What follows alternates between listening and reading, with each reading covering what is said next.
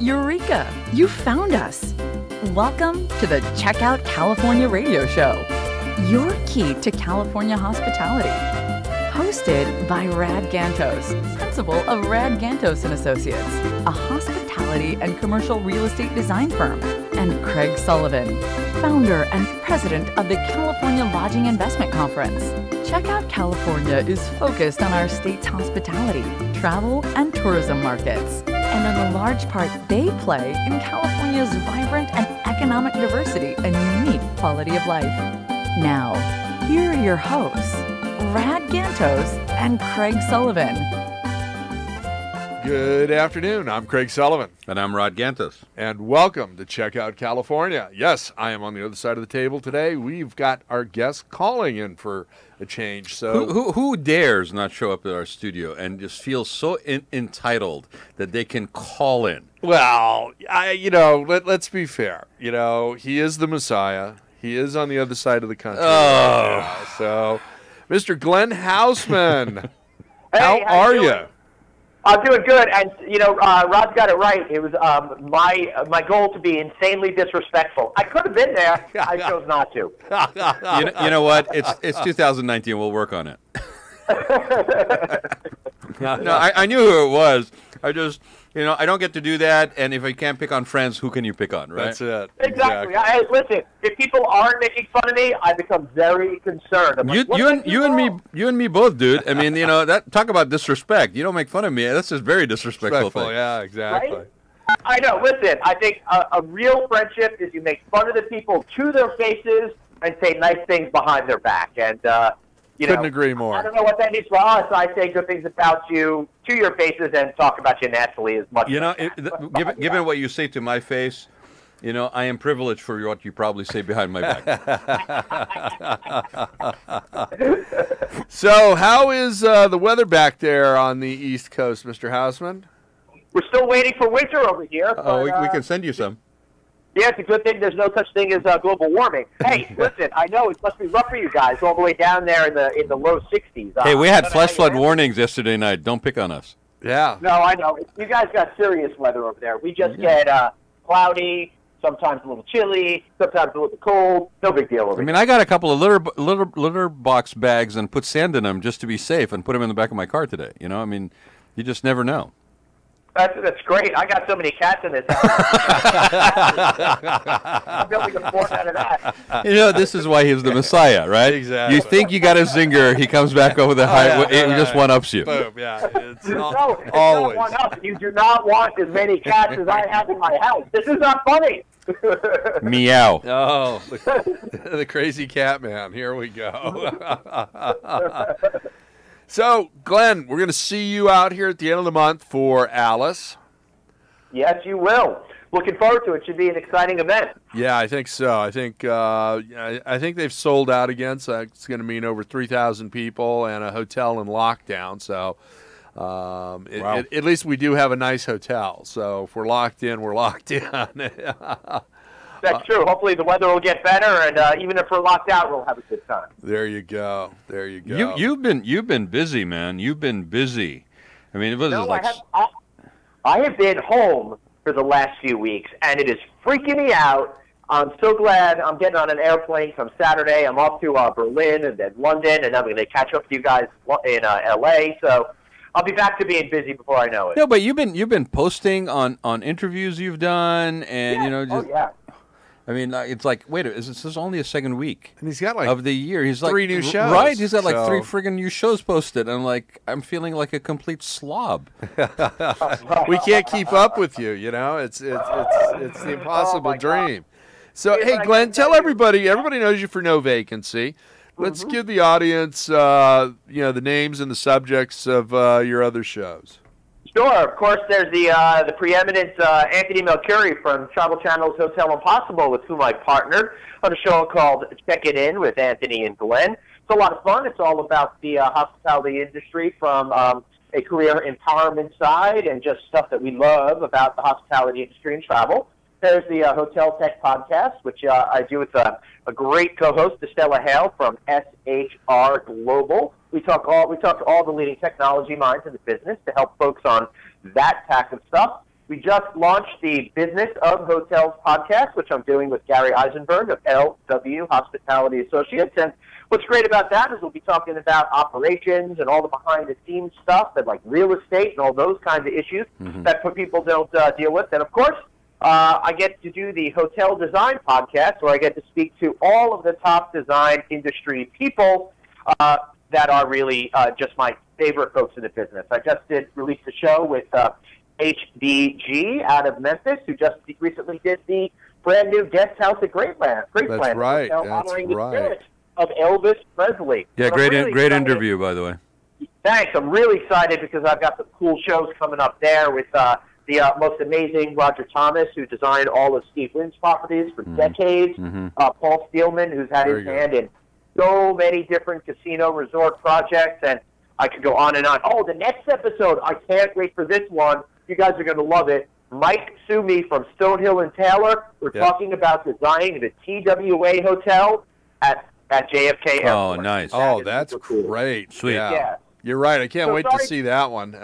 Hey, are you going to do video? It's just exciting stuff. Yeah. You going to do a video component with that one and go film at the hotel? No, all that stuff is already done, but as soon as they open up the hotel, we're going to go over there and get some great video, maybe do a Facebook Live event from there as well. Not exactly sure on the opening date on that, but it's going to be really rooted in the 1960s jet age aesthetic, and I cannot wait to be in it. Yeah, I can't wait to see it. It's just, you know, it's an amazing transformation and probably one of the best adaptive reuse ideas I've heard of in a long time. So how can people find? They even got an old jet and they're putting a bar in it, which is going to be really super cool. Hey, Glenn, how can people find out about these multiple shows? Where do they go to find out or follow you? You could find them wherever your favorite podcasts are, but our home base is novacancynews.com. You can find all of the shows that we produce out there. Very good. Go check them out. Yeah. Hey, the TWA Hotel opens this spring, so that's going to come in soon. Yeah, that's going to be great. Can't wait for that one. Hey, what do you you've got a few other new projects in Greater Manhattan that you've been dialed in on. Why don't you give us a little taste of what's going on in the Big Apple? That's a good question. I'm looking forward to the brand new Moxie that's going to be opening up in Chelsea in just a couple of weeks here. I think maybe 3 weeks or so. It'll be open. That's probably the one I'm looking forward to most right now. The other stuff I'm looking forward to is seeing what's going to be happening over on the west side of town as that whole area continues its transformation with all the brand new buildings that are going up there as part of the Hudson Yards project. That's absolutely amazing. There's such a huge piece of real estate that's still available over there. And one of the cool things is going to be this brand new observation deck that's going to be something like 80-something stories up, and you'll be able to still have a bar out there and all of that kind of stuff. Wow. That just sounds amazing. Hey, the guys that are doing the Moxie in Chelsea, they're the same ones that have the other one in New York City, and then they're adding one to LA Live, correct? That's correct. Lightstone Group. I'm glad you remember them. Just talking about that the other day. What a great company that is. I'm very excited about that property over at LA Live. Yeah. Because that area just does not have enough properties, right? Right, so, it doesn't. I just want some more to open so we don't have not the right kind of properties. $400 a night when we go to Alice. Well, and if they do, something similar, theme-wise to what they've done with that one property in New York already that's open with the rooftop pitch and putt and the bar and the topiaries cut like Playboy bunnies and all of that. They're going to have a great theme in Chelsea. Actual bunnies, not women dressed as bunnies. Right. Bunnies. No, I was referring to the cartoon bunnies, not the Well, there goes our rating on this show. It might go up. You never know. Yeah, I think we just gained some listenership. But it should be interesting to see what they do with the property here at LA Live, and there's it certainly is needed down there. Even though you and I and Bruce Ford toured the Intercon the week that it opened last year, and that's a beautiful asset and 900 keys, but we still don't have nearly enough hotel assets in that downtown market. Right.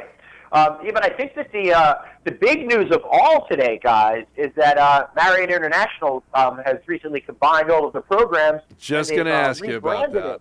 Yeah, Marriott Bonvoy. So it's exciting to see that they're putting a new identity behind this and kind of trying to focus more on experiential travel as opposed to just being about points, points, points. But I'm curious as to what you two radio stars think about the name. You know, I'm a little ambivalent about it. Yeah, same here. You know, I'm sure there was a focus group and a few other things, but I think it's certainly better than, you know, anything else that is out there currently. But I'm not sure if it really gets the message across. Smells like designed by committee. Yeah. Yeah. I don't think it has that experiential name, you know, or feel behind the name. So, I mean, it doesn't get more personal than that. Well, you know, I don't know. I'm ambivalent about it. What do you think about it, Glenn? Which, if he's sharing that on the open air, you know how he really feels about it. Hey, I've reserved my opinion. We'll be breaking some news here. I don't love the name, but the fact of the matter is, I probably couldn't have come up with anything better. So who am I to complain about it, really? Yeah. You know, I probably would have gone with Corona. I don't know, but you know, that's me. So. Well, at least you stick to something that you love. Yeah, but exactly. but that's because to you there's an experiential component to that. Right, exactly. That's a promise. Exactly. Yeah. Exactly. Yeah. So it makes sense for me. Yeah, but, it's expectation promise for Craig Corona that he's good. You know, he knows what he's going to get. You know, I want my beach and my lime. What can I say? Aloha. Hey, listen, Glenn, I have a question for you. Yes, and it kind of goes back to, you know, you've been doing this for a while. You're doing it with a technology base, you know, smarts, if you will, and you're adding layers and layers to this content development component. I just came from moderating a panel, actually, on website development and content delivery, if you will, electronic content delivery, and the potential pitfalls of ADA claims and accessibility and provision of that accessibility. And I'm bringing it up only because the panel was focused on how this is basically about to impact and is going to be impacting the hospitality industry. Yeah. So it's appropriate for this show. But I'm curious from your perspective, because having moderated that panel, which when I moderated, I knew a little bit, but we spent an hour talking, and my eyes got opened up to the fact that it pretty much is anything and anybody who's putting out content that's digital is basically at the mercy of an unclarified litigation potential or possible claims about the fact that they may be discriminatory in how they're presenting that information. So now you've got 3 or 4 or 5 shows, you're presenting them digitally, we'll reflect that on a hotel business, say, okay, you got a website for a hotel, right? They're basically looking to try to engage people and have them book through their system versus maybe an alternative way for booking. And in your case, how much of that is factoring into your thinking? Because it seemed like a pretty scary proposition these days to be putting out digital content. Yeah, it certainly does. The only thing that I've thought about it is when I inherited my my No Vacancy News website from the developers. The first thing they told me is always fill up stuff in this box because it'll satisfy some ADA requirements for blind people when it comes to images that you have on the site. So I've been sticking to that, just, you know, not only because it's the right thing to do, but because it makes me a little nervous not to do it. But honestly, I don't see anyone saying what we could be doing better or what we could be doing wrong from an educational point of view. So I'm just trapped in the world of I don't know what I don't know, and I'm hoping for the best. Yeah, that's kind of the scary. That's the scary world when it comes to that. And I'm only bringing it up because it's just a timely topic. You know, like you brought up the thing with photos, for example. Yes, photos from an SEO perspective need words associated with it, but also for somebody who has limited visibility that is using a software that's reading things out to them. There needs to be enough verbiage in there to basically reflect what the photo is, and then you move into video content, and that's on a whole bunch of something entirely. Yeah. Anyway, I thought I'd brought it up because you are the digital master and you're growing your library. So I'm wondering if that's something. Yeah, I really am just hoping for the best at this point. At some point, somebody bigger than us is going to get snapped, and then we're probably going to have to figure out what to do next. But I may be doing an all right job here in the hospitality industry, but there's a lot of organizations right now that are creating great digital content out there for consumers. And I'm pretty sure that if anyone's going to have an issue, they're going to go to those deep pockets first. Right, because they're a third-party content developer that then basically goes and sits on those portals. So you're also you're going to Hail Mary that they're basically doing it correctly. Totally. Thanks, Glenn. Yeah, I'm sorry for taking it off on a tangent here. No, it's a great idea. No, I love tangents. I'm not very good at sticking to anything anyway. So. No. Yeah, well, except for the body searches at TSA. Well, I was going right? to say self-acceptance is the first step in recovery.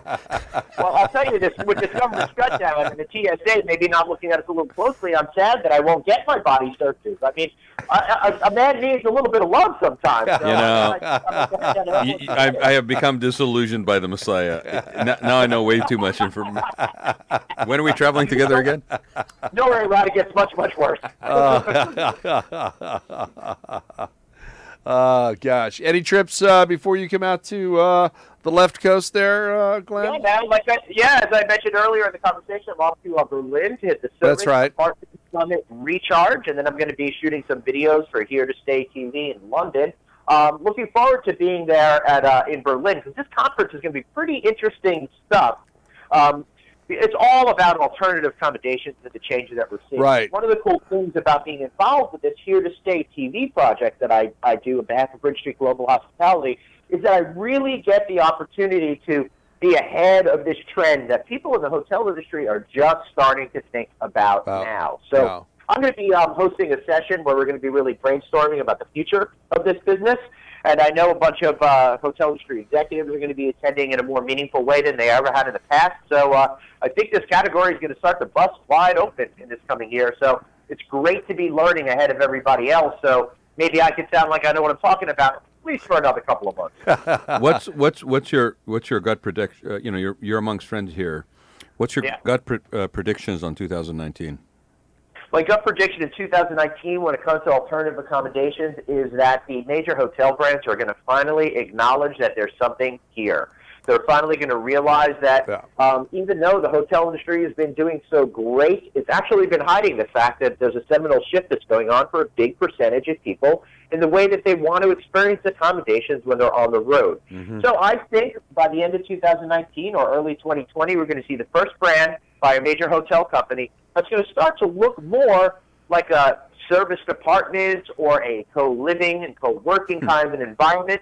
And I think that is going to be the future of hospitality. And I wish I had the big pockets, the deep pockets, in order to develop that kind of brand, because I want to desperately be involved in one of these properties coming up in the future. I think they're going to be a big home run. And this is something, to your point. It's been happening on a smaller scale, smaller, definitely corporate scale. It's probably smaller entity investment groups, but it's been happening. And it's been sort of happening by disruptors in certain markets more than so. I keep thinking about where I stayed in Austin and how that was exactly the way you just described it. It was a mixed use, work, live.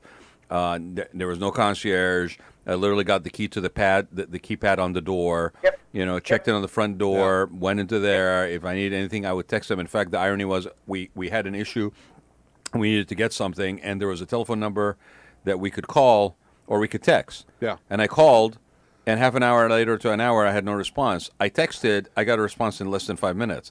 So even though it was the same, technology-sensitive approach to customer service, texting was faster response than calling. It's amazing. And you've got, Glenn and I kind of had a texting conversation about this. You've got other disruptors or innovators out there, depending on your point of view. I mean, you look at WeWork, and they've got WeLive in both Manhattan and D.C. One's coming to San Francisco and downtown L.A., possibly the Gas Lamp in San Diego. But there's another group that it's kind of a hybrid between lodging and corporate housing, Stay, a.k.a. And they just opened up one in west side of L.A.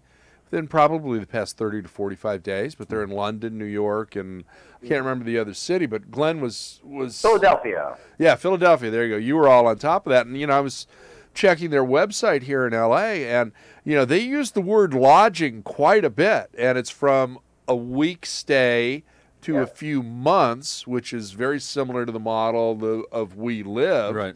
And you can get, you can get a loft-style apartment. You can get a one-bedroom. You can get a larger one. They've got a concierge. They've got a fitness center and everything else. And yeah, I think you're going to start seeing more and more of that here. And I think, Glenn, you're certainly spending a lot more time in Europe than I am. But you've been seeing these trends over there, and this is what, your second or third conference of this type in Germany? Probably fifth or sixth already. Wow, that many. Yeah. I've been doing 2 or 3 a year now for the last couple of years. Wow. Okay. So I'm getting really steeped in what's going on, and I'm really getting to know all the players in that side of the business.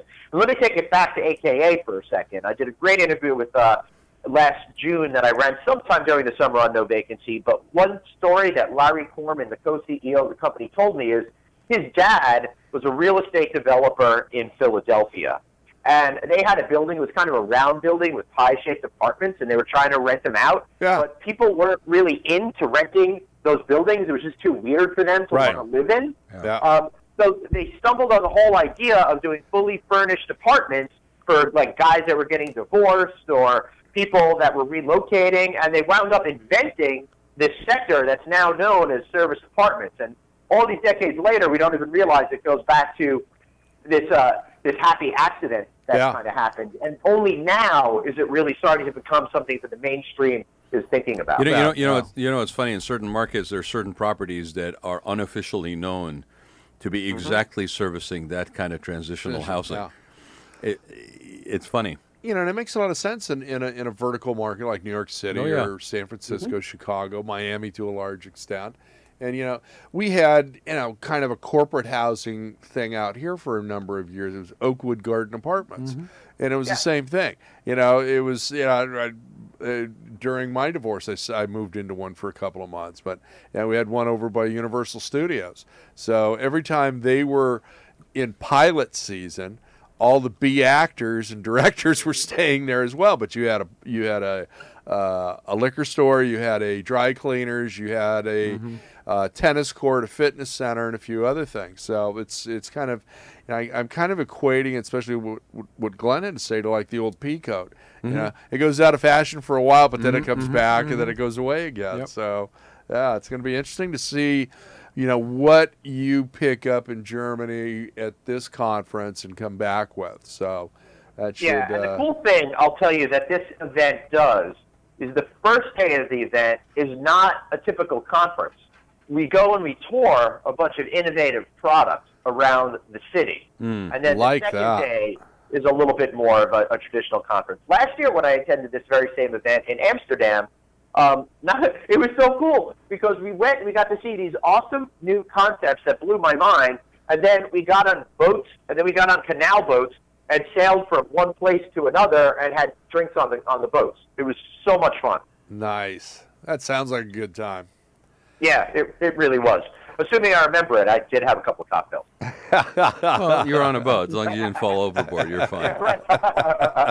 What are some of the things, Glenn, that are maybe seemed like a good idea at the time, but are basically fizzling out from what you're seeing? What are some of the things that got a lot of hype, but then now basically are not likely to survive 2019? Ooh, that's a really good question. Yeah. Yeah, one that I'm now using some extraneous words to solve because I don't really have a direct answer for you. But I think that some of the problems is that people jump on technology a little bit too quickly, kind of sidestep your answer. So a lot of stuff comes in and then kind of goes out. Instead of me saying what I think is not going to be surviving in the next couple of years, I think that I think all of this this texting stuff is going to still be there, but I think voice is going to supplant it at some point, right?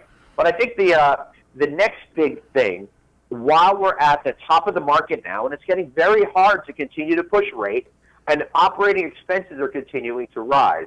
So the next big thing that I think is going to happen is going to be workplace productivity type of software to get employees to be maximizing time an opportunity to lower the overall expenses it takes to run a hotel per hour. Yeah, no, yeah, you're seeing more and more of that now, and I think you're seeing a lot of it in the larger hotels, the conference-orientated hotels.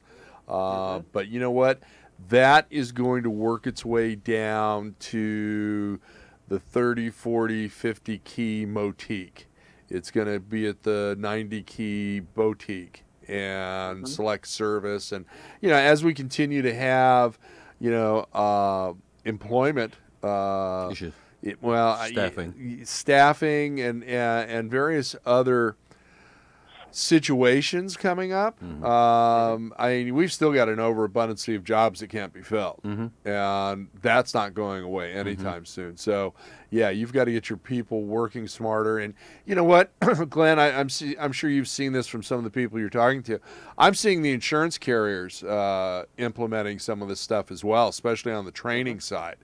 You know, to keep workman's comp claims down and all of that. So you've got to look at the entire picture of operations and, you know, your fiduciary responsibility not only to the asset, but, you know, to the staff as well. And, you know, I'm almost at the point now where I don't want to use the word staff, but your team members at a specific asset, because they do have to take a pride and ownership in what they do. You've got to take a pride and ownership in the hotel and the team that you have there supporting and taking care of your guests. So, well, and they're a scarce commodity, especially if they're seasoned. Yeah, absolutely. So it's interesting. It seems to me that it's driven by this need for efficiency is driven by increase of cost and everything, including you know, payroll. Yeah. But additionally, it is also driven by maximizing resources because of finiteness of resource. Yeah.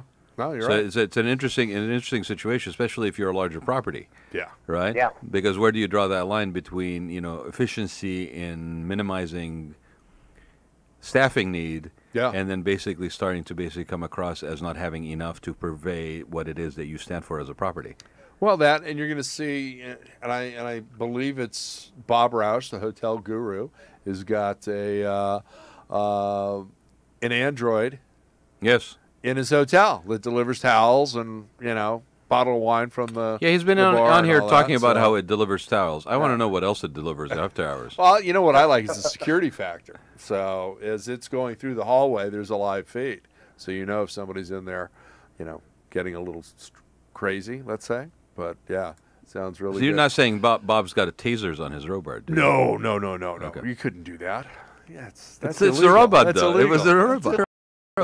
These are not the droids that you are looking for. It's not Hollywood. See, Glenn can check into the W in Hollywood or Brentwood, and, you know, the guy opening the door could be the next, you know, William Shatner or, you know, Quentin Tarantino. You know, I'll tell you something, Glenn. I'm all for you doing all these shows and, you know, branching out into operations and design, all this stuff. Okay, good for you, awesome. When the heck is going to be the behind-the-scenes version? Where are the blooper reels? Okay, that's what I want to know, because I know there's some of them. As long as you've been doing this, that's what I want to know. Where's the punked version? Yeah, funny you should say that. When we were first starting doing the podcast, we tried recording like an after dark kind of a show, and the unplugged. We were not able to protect the not so innocent, so we were unable to actually run that particular program.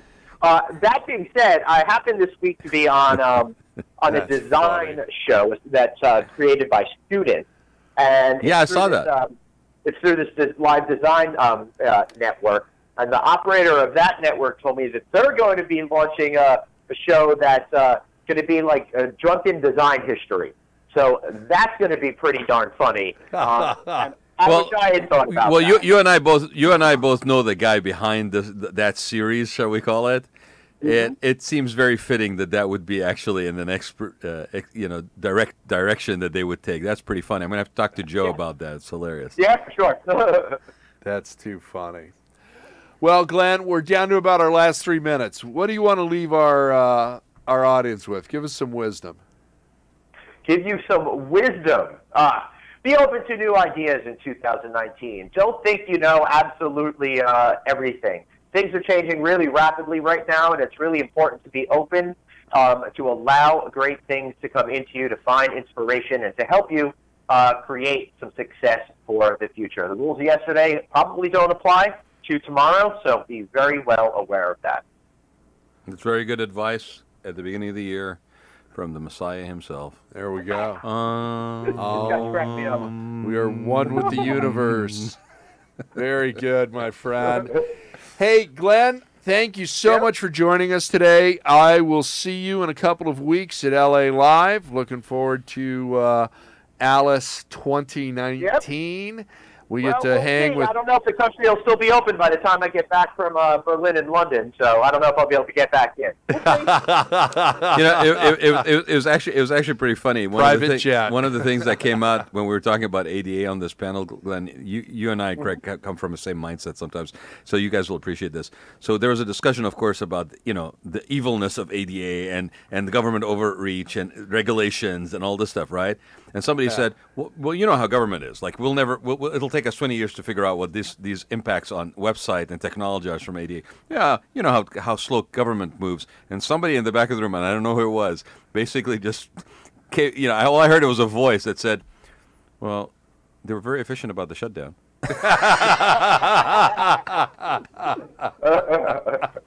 Oh, very good, very good. So there's still hope. That if government can move fast in some things, there's still hope. Hey, if it wasn't for NASA, we wouldn't have Tempur-Pedic.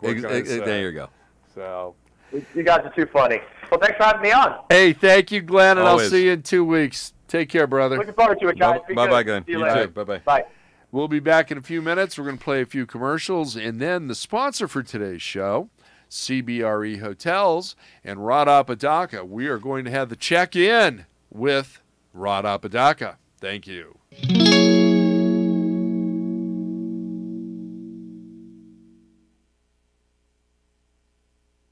Thank you for being our guest today on Checkout California. We look forward to having you as a guest with us again in 2 weeks. Until then, you can always reach us through our Checkout California Facebook page or by emailing us at checkoutcalifornia@gmail.com. We love hearing from you. So do let us know what you think of the show and what areas of interest you'd like to see us cover in the future. Your feedback is very important to us as we continue to bring you the best hospitality our Golden State has to offer. Until next time, may all your days be filled with sunsets and palm trees. Now, go experience and check out California. Do you want a free analysis of your inbound marketing? Do you want it in 30 seconds or less? Then check out Marketing Grader, the free marketing tool from HubSpot. It's simple. Just go to marketinggrader.com, enter the URL that you want to analyze, and Marketing Grader will instantly give you a detailed report grading your lead generation, mobile marketing, social media, competitive benchmarking, and more. It's simple, it's powerful, and it's free. marketinggrader.com.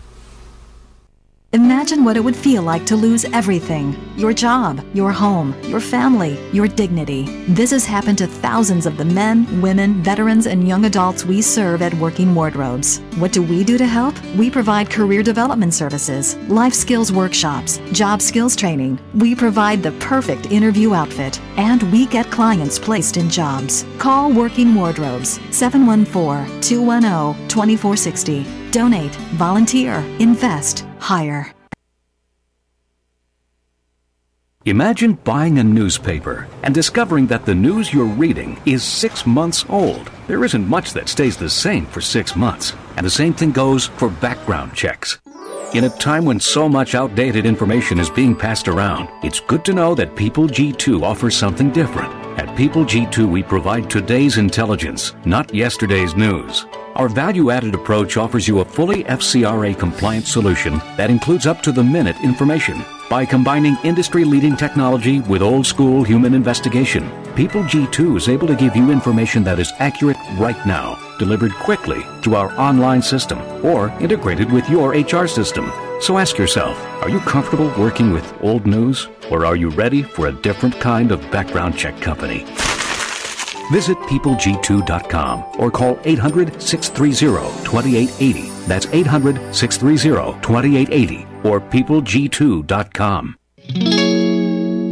Here we go. We are back. I'm Craig Sullivan, and he's Rad Gantos. And I'm Rad Gantos. And we have got a special part of the show that we're kicking off today. This is Check-In with Rod Apodaca, CBRE Hotels, and we'd like to welcome Rod to the show and thank him and CBRE Hotels for sponsoring Check Out California. Rod, are you there? Yeah, thanks, guys. Thanks, Craig. Thanks, Rad. I'm Hey, Rad. Actually on the road. Hopefully you can hear me okay. You're doing great.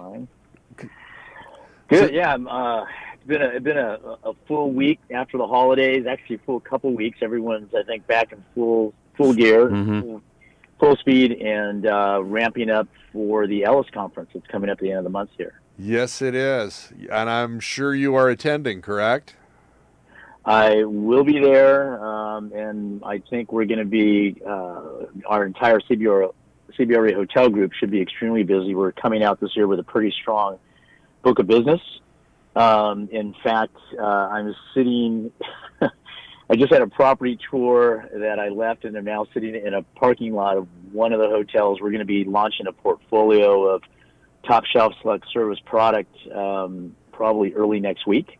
Right before Ellis, so there will be a lot of interest and a lot of activity. Very good. Obviously, you can't go into details on that right now, but we are expecting you to bring us some details on that portfolio post Alice when you're back on the show, and we'll also get your thoughts on the America's Lodging Investment Summit and where we're going post Alice. So. What have you got to announce? What's going on out there? Well, the market continues to remain strong. The CBRE Hotel Advisors and our economic group seem to all agree that 2019 should again be another strong year. We are still seeing positive RevPAR growth, albeit maybe not as steep as we've seen in past periods. Yeah. But still see the market as performing fairly strong. We had a number of deals that we had called for offers towards the end of last year where we saw some very aggressive cap rates on those offers. We are also obviously tracking other activity in the marketplace, and for deals that are of quality and of location continue to demand, compared to the rest of the country for sure, very, very strong cap rates. Right. When I say strong cap rates, we're probably sub-7s and in some cases sub-6% cap rates. Wow. Yeah. For these properties. Okay. Yeah. It's still very exciting. Now, on some of the assets you had calls for offers on, any news on the Red Lion here in Anaheim? Red Lion, we are looking... I guess through a series of buyers right now. Great. Great location. Is an older product. It does have a long-term ground lease on it. So for some buyers that is a negative. But the fact that the property is, basically ground zero, Catella and Harbor in Anaheim, is a big attraction, and it's getting a lot of play. You know, you and I should probably have a conversation off the air, Rod. I've got a group that has a fund, and they're probably going to buy about 20 assets in the United States. The money's already here, and they like the idea of something on a ground lease. So I will get you connected with them. We can, matter of fact, we can meet up at Alice and have a discussion about that. Fine. Look forward to that. That'd be great. Definitely. But we continue to see the market being strong. We have seen a slight uptick in the spreads on debt, but still overall the rates are still very attractive. We are still looking at rates in the 5% range for select properties. So for those that are interested in the marketplace, it's still a good time to be out there looking to acquire assets. Yes, it is. Yes, it is. Now, I know you work hand in glove with your guys up in Northern California as well. What are your thoughts on that market? And why don't you give the audience a little bit, we met your team here in Southern California. You had them in the studio. Why don't you give us a little bit of background on your guys up north as well? Sure. And I'll stay on the West Coast. So starting in the top, Seattle, we've got Chris Burdett and Matt Barron. They handle not only the state of Washington, basically the Great Northwest, including Alaska.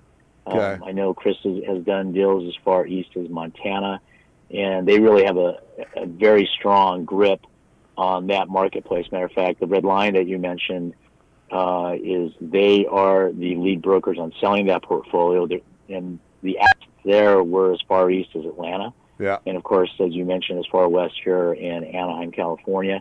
There are 2 assets left in that portfolio. So those are sold out. So Chris and Matt, again, based in Seattle. In San Francisco, which we have Mark McDermott and Henry Bowes. They cover the northern half of the state. I cover the southern half. Those 2 gentlemen have become extremely well entrenched in wine country.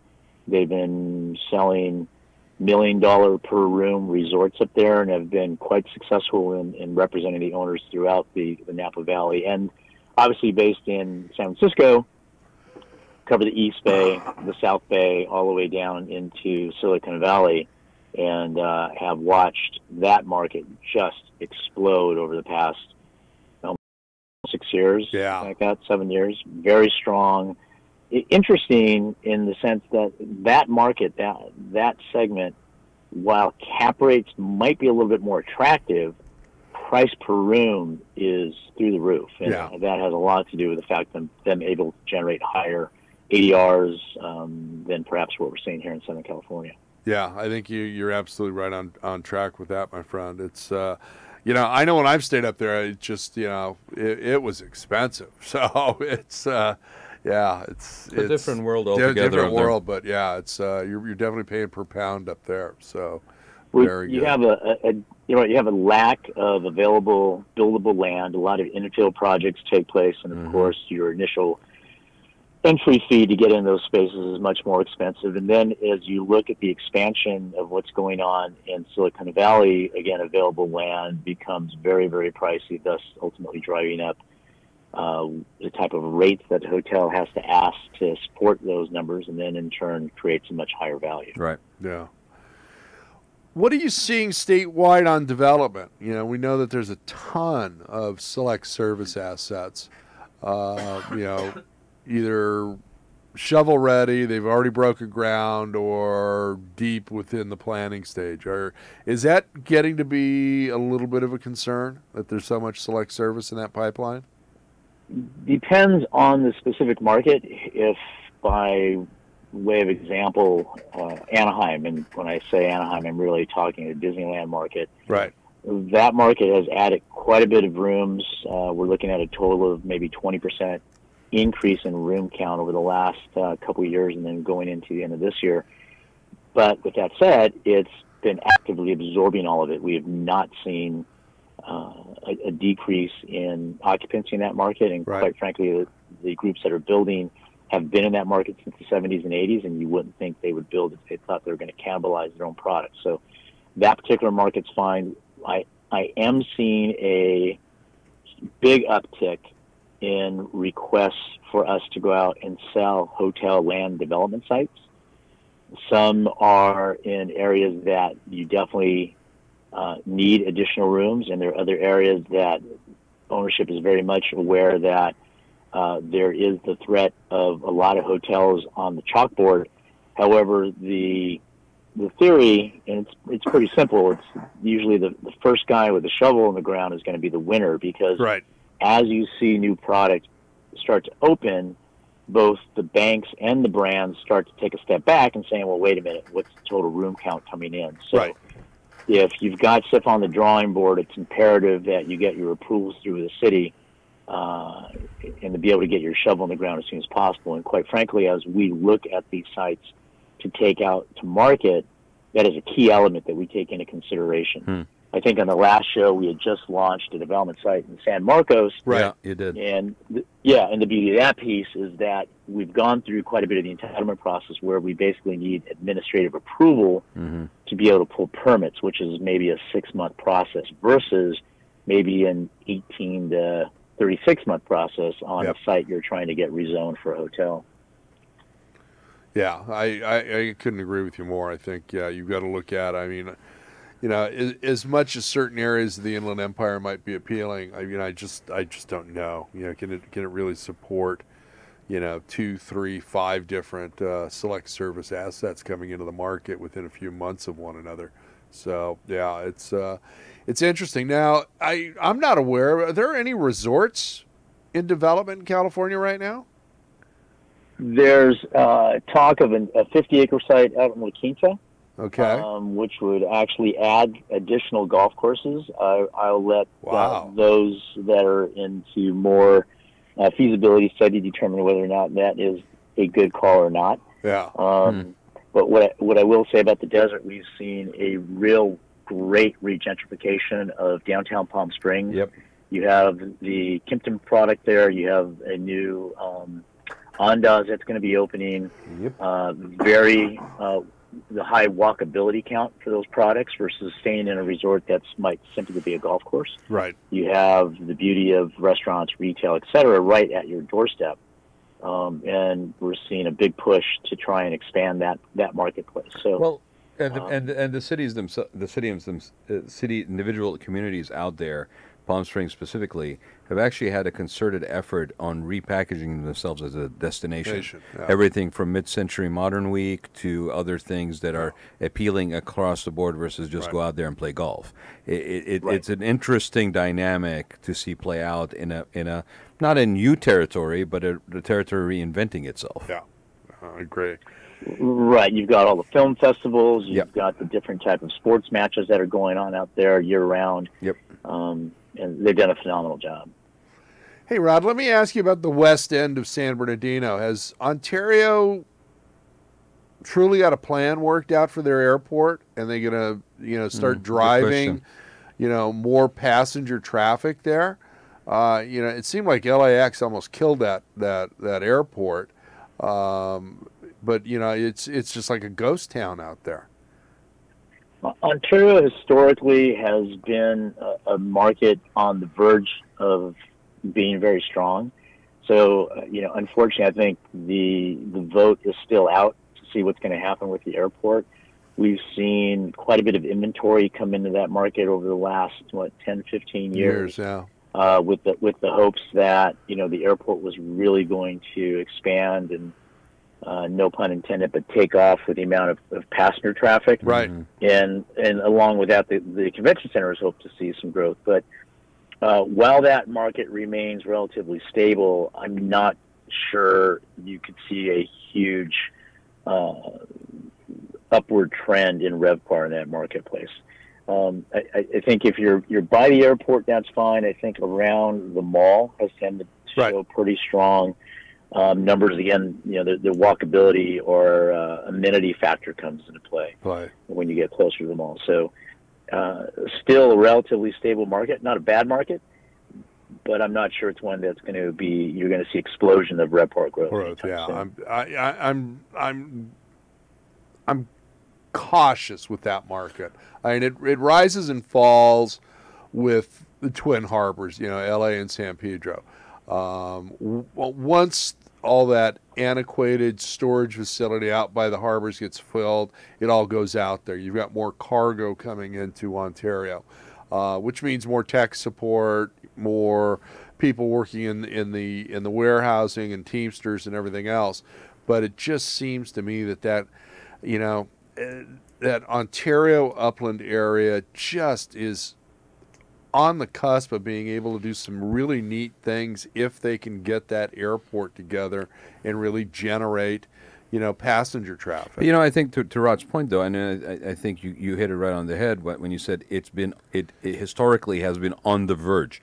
And I went to school out there in late 80s at Claremont Graduate School. It was on the verge. I was on the verge. I lived in Upland. It was on the verge. I went over to Upland the other day, and I was glad to see that the downtown area had been engaged a little bit more, but it's still sort of on the verge. Yeah. And then I drove through Redlands last week as I was heading up to Big Bear, and their mall looked like the Palm Springs Mall used to look about 5 or 6 years ago. It was just, so there's a commercial real estate negative impact on some of these properties properties over out there. The further you go east, Yeah. the more that there's this sort of inventory of stuff. So yeah, it's interesting. It's been on the verge, and then you have something like Victoria Gardens come in Ontario, and it's like, wow, it's happening, and then the airport thing, isn't it? Yeah. It's kind of interesting. Rod, why don't you leave us with some positive thoughts and some information for our hotel market? Well, we still see it being very strong throughout this year. I think owners can expect continued top-line growth. I think that from both a purchase money, on the debt side, purchase money and refi, there's funds available for those that would like to restructure their financing, and we still have an extremely high interest from local, regional, national, and international buyers looking for product to buy. Nice. So I think all bets are off as of December 31st of 2019, but I think we're going to see another good year in like we have over the last couple. So part of your strategy is to close everything before December 31st of this year. We're not going to have anything roll over. There's no tax advantages or anything else to going into 2020. Close it in 2019. The strategy is always to keep things moving in the right direction and get things closed efficiently and as prosperous for both a seller and a buyer. Absolutely. Rod, I got a question for you, and it's sort of follows of what you just said. 2008, 2019, we're going to be okay. 2020, all bets are off. What are some of the stuff that you may be looking out for to see as it could be a red flag or some sort of indicator to pay attention and look out for? Anything particular? Well, yeah, job employment numbers are extremely important, and those remain to be very strong. So, it's hard to imagine there's going to be any potential dip this year. But one of the things we are concerned about is the U.S. debt and the concerns that brings with rising interest rates, or for that matter, the allocation of government spending to support that additional debt. Which takes away money from other services and other spaces that, like now we're seeing the government shutdown. Government shutdown is having an impact, obviously, on a national basis, and some may not realize that in certain markets, a good percentage of a hotel's guest profile is that GSA, the government tenant or client. Yep. And some of the larger hotels in metropolitan areas are seeing also a bump in their vacancies now. Yeah. The belief, and hopefully that's the case, that this is a temporary issue. Yeah. But when those products, those hotels, if they are thinking about selling, they're going to have a story to discuss about their first quarter of 2019. So there is concern about some of the pressures with respect to spending from government entities, and again, the concern about rising interest rates.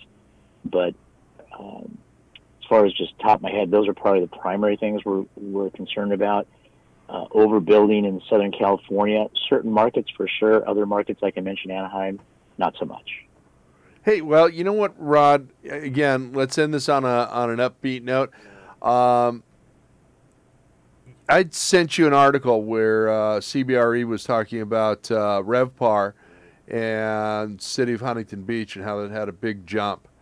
How about that as your last good news story? Well, you just said it. We've seen good, strong growth in the local coastal markets, which, like most Southern California coasts, you've got lack of potential inventory. So if you own in those markets, we still can see continued lift from the tourist industry, and those are going to help push rates and thus values. So for those that own along the coast, you're sitting on a little gold mine right now, and may want to call me and see how I can help you monetize some of that. Hey, let's turn it into a motique. There you go. Sounds good. Thanks, guys. Hey, Thanks, Rod, Rod. I will see you up at Alice. Thank you very much for being a sponsor. Thank you for imparting Indeed. great knowledge to ourselves and to our audience, and I thank you, my friend. And we will be checking in with Rod Apodaca. Always a pleasure. After Alice. Thanks, Rod. Great. Thanks, Todd. Thanks for the time, and look forward to meeting everybody at Alice. Take care. Take care. Bye. Bye-bye. Well, I think that about does it for this episode of Check Out California. Thank you for everybody who checked in to check us out. Yes, thank you. It's interesting. I said it when I was moderating this panel today. It's like it's in your DNA. It's in your DNA, and there's always something new in this industry that is happening. And you scratch the surface, and you find 10 other things that are happening. And it's always evolving and reinventing itself. It almost seems like the cycle of reinvention is getting faster and shorter. You're right, it is. Or we're just getting older. I don't know. And we're forgetting, or both. No, I honestly think that, but for sort of understandable reasons. It's more competitive. It is definitely more competitive. It's tighter market. Yes. You really have to be solid in what your offering is, right? You got to be able to deliver it in a fully integrated, call it vertically integrated model, right? And you got to basically be sustainable and last for a duration of time where you can basically recoup your initial investment or cap improvements or whatever, and basically then potentially take it beyond that. And it's interesting. I mean, if you think about that as being the realities of on the operational side or the ownership side or the support services or vendor side, that this is the reality of every day in this industry. Yeah. That these are the power, the forces that are at play. It is. And you know what? When all the forces at play are coming together and still working to get the deal done, and we've still got that going on. I mean, is there been a little tightening? Yes. But,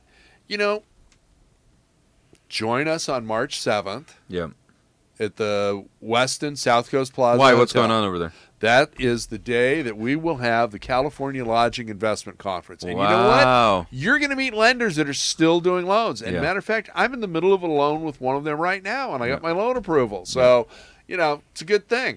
You'll meet Rod Apodaca there. I know he's attending and his team is.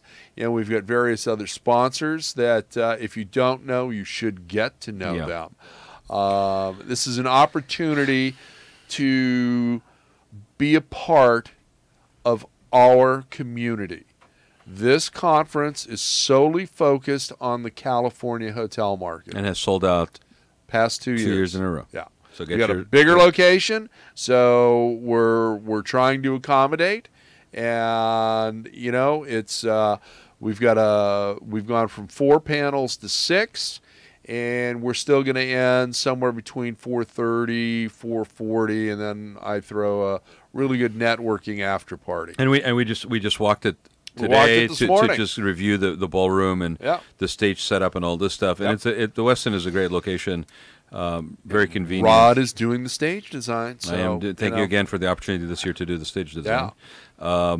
But make sure to register early because it will sell out again. And this is something you don't want to miss because it's very focused, it's very convenient, it's one day, it's the caliber of people you want to be engaged with and networking with. Resources are phenomenal. It really is an interesting industry we're in, and whether we are just sycophants and we basically love this daily grind. It's in our DNA. But it really is in our DNA, and it's challenging. But I think it has enough people in it that are solution-minded that it really makes it fun to engage with. And the fact that it is not a set thing. You wake up every morning and do the same thing over and over in the same way. There's so many forces at play that you have to be on top of your game. All the moving parts. It's an operating business. It's a real estate. So to stay up on all of that stuff, make sure to join us on Check Out California. And if you're going to Alice, make sure you find me over there and say hi. And to attend the California Lodging Investment Conference, please go to our website, and that is cliconference.com.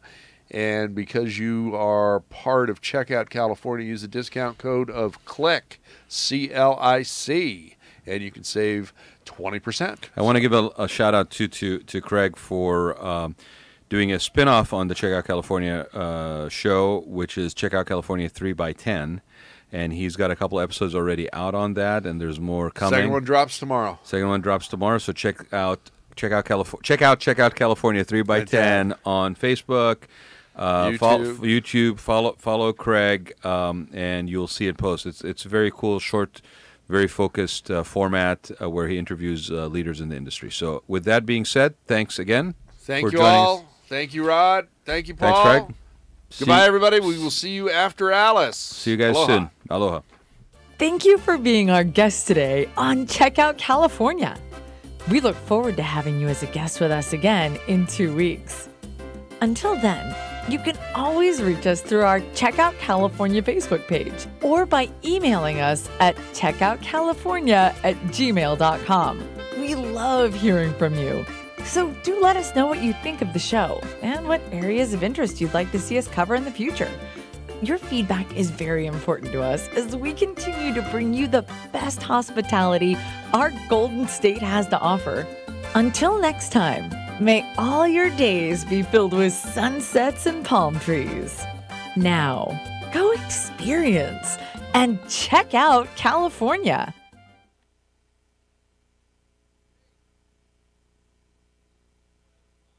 When you use the Premier Rewards Gold Card from American Express, the rewards points can keep on multiplying.